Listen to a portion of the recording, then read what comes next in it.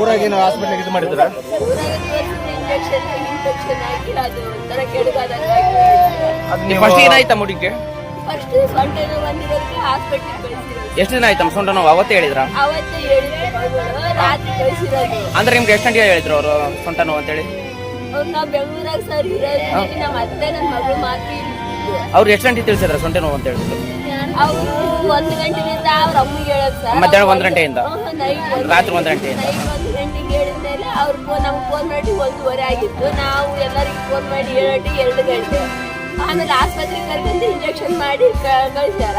ಅವತ್ತೊಂದು paper ಬರ್ದ ಮಾಡ್ಬೇಕು. ಯಾವ ಪೇಪರ್ ಬರ್ದ? ಪರೀಕ್ಷೆ ಬರ್ದ? ನೀವು ಯಾವ ಹಾಸ್ಪಿಟ್ಲಿಗೆ ಕಳಿಸಿದ್ದ? ಅಲ್ಲಿ ಊರಾಗೆ ಲೋಕಲ್ ಹಾಸ್ಪಿಟ್ಲ್. ಈ ರಿಯಾಕ್ಷನ್ ಆದ್ಮೇಲೆ ಯಾವ ಹಾಸ್ಪಿಟ್ಲಿಗೆ ಕಳಿಸಿದ್ರಿ?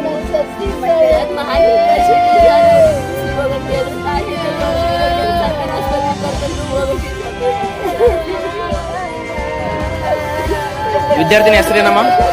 ಅವಿ ಹೆಸರೇನು? ತಂದೆ ಹೆಸರು?